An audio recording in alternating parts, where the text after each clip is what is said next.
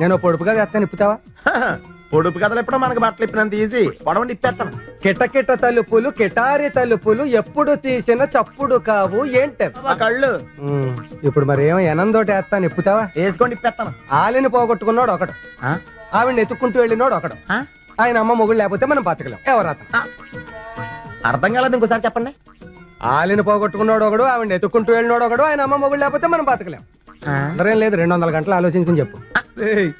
ఆడి పొడుపు కథకి నువ్వు జవాబు చెప్తే నేను చెవి కోసుకుంటా. నీ చెవులతో ఇక్కడ ఆడకే పని లేదు కానీ పనిచూడా. వీడియో చూశారు కదా.